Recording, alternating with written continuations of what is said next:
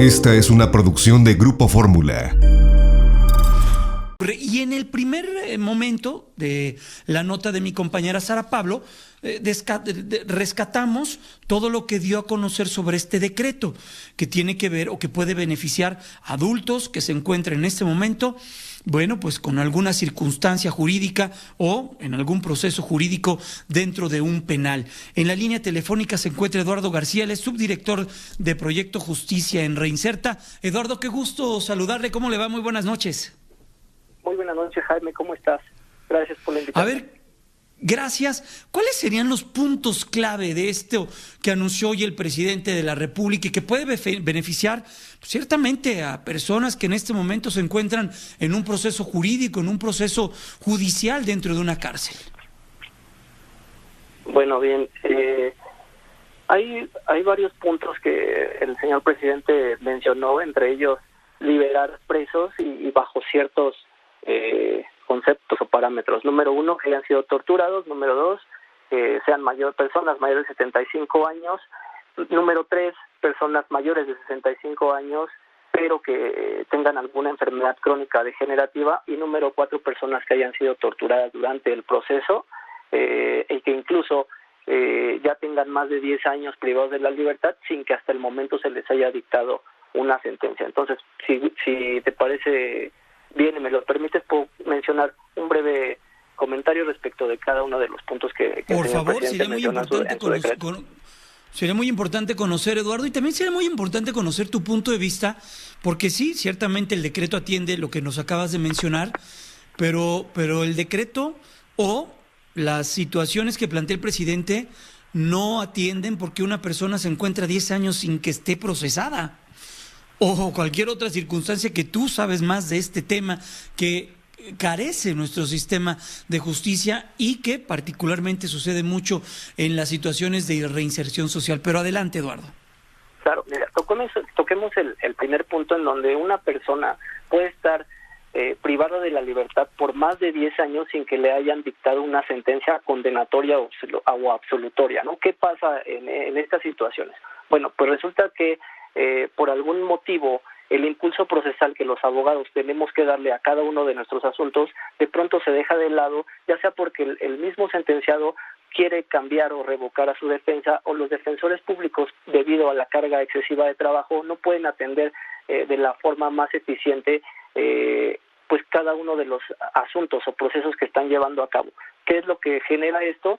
Que el juez que está atendiendo o substanciando el procedimiento se enfoque en otros procedimientos y que se vayan rezagando otros. O sea, que unos se vayan rezagando y que se vayan atendiendo los de entrada día con día, ¿no? Entonces, ¿qué pasa? Estos asuntos entran a una especie de limbo, por decirle de alguna forma, y el sentenciado de pronto pierde de vista y pierde la noción de que ha pasado muchísimo tiempo sin que nadie, ni el defensor público, ni un defensor privado, y mucho menos el juez, puedan atender que este asunto no ha sido resuelto. Entonces, lo que el señor presidente comenta es: vamos a poner en libertad a estas personas. Sin embargo, no menciona bajo qué términos legales los va a poner en libertad. O sea, les va a otorgar de plano una sentencia absolutoria, así es, absolutoria, o como medida de compensación y una disculpa de hoy, disculpa, no te he podido atender, pues quedas en libertad. No lo dice, solamente dice que los va a poner en libertad. Entonces, el decreto, hasta el momento, bueno, la secretaria de Gobernación mencionó, es un proyecto de decreto, pero el presidente comentó que al día 15 de septiembre estas personas ya deberán de estar excarceladas, lo cual en menos de 45, 47 días yo lo veo prácticamente imposible, ¿no? Entonces, ahora, hablado a este tema, ya para cerrar el primer comentario, recordemos que la Constitución Política de los Estados Unidos Mexicanos, en su artículo 20, apartado B, cuando habla de los derechos de todos los imputados, en la fracción 9, párrafo 2, señala que no necesariamente tratándose de delitos del fuero federal, sino en todo tipo de delitos, la prisión preventiva no irá más allá de un periodo de 2 años. O sea, no habla de delitos graves, de delitos menores, de fuero federal o de fuero local o común, sino que todo tipo de delito, cuando una persona está privada de la libertad como medida cautelar de prisión preventiva, entonces después de 2 años deberá quedar en libertad, pero no absoluta, sino únicamente para que su proceso lo lleve en libertad. Entonces, esta parte y como primer comentario es, todo esto que nos comenta el señor presidente ya existe, quizá en otras leyes, en la Constitución, en la Ley Nacional de Ejecución Penal, en el Código Nacional de Procedimientos Penales y recientemente en la Ley de Amnistía, publicada apenas el 22 de abril del año pasado. Entonces, todo esto ya está. Escuchaba, deteniéndonos en esto, Eduardo, estamos platicando con Eduardo García, subdirector de Proyecto de Justicia en Reinserta. Deteniéndonos en el tema de la amnistía, escuchaba en una entrevista con mi compañera Susana Orecia en esta misma frecuencia hace unos minutos, han sido muy pocos beneficiados, no contaban más de 5 en esta ley de amnistía que también se publicó y que se dio a conocer. Correcto.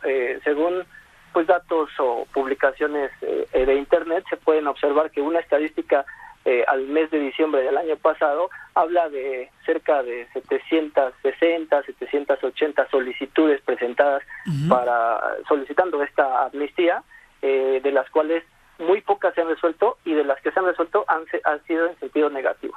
Entonces, ¿qué pasó aquí? Bueno, pues que se suponía que esta ley de amnistía, que cabe mencionar, fue de manera pública, de manera express, para tratar de contrarrestar los efectos COVID en el interior de los centros penitenciarios, despresurizar la población que teníamos, y resulta que de todas las peticiones, pues muy pocas han sido incluso valoradas, ¿no? O sea, ni siquiera respondidas o desechadas o qué. Entonces, incluso esto ha empeorado porque las cárceles siguen no igual, sino en números mayores, y la ley de amnistía como tal no ha funcionado, viendo que está desde el año pasado y que ya tiene, no sé, más de 6, 9 meses que se supone debería estar en aplicación, y con este decreto que pretende el presidente en 45 días, dudo mucho, con todo respeto, que esto pueda surgir como él lo establece. Eduardo, lo que tiene que ver con este protocolo de Estambul sobre tortura, hay, y lo hemos visto también incluso mediáticamente hablando y periodísticamente hablando, incluso hay estrategias jurídicas de defensas que invocan la tortura para intentar generar mejores condiciones a los defendidos o a quienes están acusados de algún delito. Ahí también es un tema muy, pues, importante de cómo se puede atender, ¿no? Claro, este tema es muy delicado y efectivamente toda persona que es procesada, incluso sentenciada, a través o que dentro de este procedimiento hubo malos tratos, tortura, crueles e inhumanos y demás, bueno, tienen el derecho de que se aplique o se empiece a realizar este protocolo de Estambul, que no es reciente, como te digo, todo este decreto ya está establecido o ha estado en vigencia desde hace tiempo. Esto se aplica en México desde el año 2003, entonces esto no es nuevo, pero en experiencia propia he visto y me ha pasado que en respuesta a un amparo directo resuelto por un tribunal colegiado de circuito de esta misma ciudad, al resultado me conceden el amparo, pero ¿para qué efectos? Número uno, para que la autoridad responsable elimine del caudal probatorio una serie de pruebas obtenidas ilícitamente, y en cuanto al tema de la tortura, únicamente le informa a la autoridad que dé vista a las autoridades competentes para que inicien las investigaciones respecto de este protocolo de Estambul, pero resulta que la sentencia que me vuelven a dictar por motivo de una nueva valoración de pruebas sigue siendo la misma condenatoria y no modifica en nada este protocolo de Estambul, ni pasa nada, pasa el tiempo y bueno, las personas siguen en la misma situación. Incluso yo diría o me preguntaría cuánto tiempo es el necesario para que grupos o comités interdisciplinarios para especialistas en criminología, psicología, medicina y demás materias que puedan determinar si una persona fue sometida a tortura o no, tardarían para emitir una conclusión o un resultado, y que con base en ese resultado un juez de ejecución pueda conceder una libertad. O sea, dudo mucho, Eduardo, que igual, repito. Entonces, la ley, bueno, el decreto podrá tener muy buenas intenciones, pero hay otros rubros y otros momentos de nuestra justicia u otros procesos que tendrían que modificarse a la par o también estar adecuándose, porque tú puedes tener esta intención, puedes tener este decreto y, como bien comentas, toparte con lo que tú te topaste en una realidad ya dentro de un juzgado, dentro de un ministerio público, dentro de la realidad de que vive un juzgador en este país. Claro, o sea, el decreto tal pareciera que tiene las mejores intenciones y una nueva idea, así como nunca antes vista, lo cual con todo el respeto, es totalmente falso o contrario, porque liberar a presos que hayan sido torturados, bueno, eso ya está el protocolo de Estambul instaurado en México desde hace más de 10 años y esto no pasa. Número 2, liberar a personas adultos mayores de 75 años está previsto en la Ley Nacional de Ejecución Penal desde el 2016, incluso en el Código Nacional de Procedimientos Penales como medida cautelar, que es un tanto diferente, pero igual habla de que estas personas no podrían estar en prisión preventiva, sino se preferiría que estén en un arresto o una prisión domiciliaria, que personas que tengan o que padezcan enfermedades crónico-degenerativas, de gravedad o incluso en fases terminales, habla también de mujeres embarazadas o madres en lactancia, no tendrían por qué estar en prisión preventiva. Entonces, esto ya existe y lo señala tanto el artículo 146, fracción tercera de la Ley Nacional de Ejecución Penal, como el artículo 165 del Código Nacional de Procedimientos Penales. O sea, tiene muy buenas ideas, lamentablemente creo que alguien ya le ganó con todas estas leyes que están en vigencia desde hace algunos años, ¿no? Pues veremos qué es lo que sucede. Por último, Eduardo, ¿qué te gustaría agregar de esto que escuchamos y vimos el día de hoy por la mañana? Bueno, o sea, sin duda es una muy buena intención, como lo acabo de comentar, pero si fuera un decreto, nos gustaría que estuviera lo más apegado a la realidad y con datos reales, con resultados reales y que nos puedan entregar no solamente un proyecto de decreto, como lo mencionó la doctora Olga, en donde el presidente les está solicitando que elaboren un proyecto de decreto, cuando lo que deberían de hacer es un decreto o una ley realmente aplicable a la vida real, a lo que estamos viviendo día con día o lo que viven las personas dentro de los centros penitenciarios, y que después de eso se emitan las leyes secundarias o reglamentarias para que finalmente se puedan aplicar.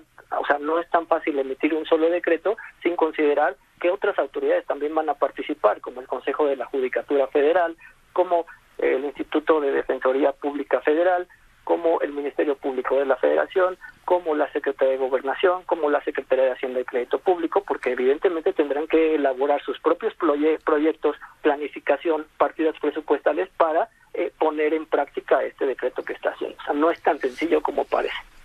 Pues Eduardo García, subdirector de Proyecto Justicia en Reinserta, gracias. Y mira, si hay alguna organización o si hay una organización de la sociedad civil es Reinserta, la que conoce muy bien lo que ocurre al interior de los penales. Saskia Niño ha hecho una labor extraordinaria en ese sentido, acompañando también muchos temas que tienen que ver con justicia, con mujeres, con pequeñitos en las cárceles. Y bueno, pues Eduardo, es bien importante lo que nos estás comentando. Muchas gracias y estaremos en contacto y veremos qué destino tiene este decreto que anunciaron el día de hoy, con el tiempo pues prácticamente encima.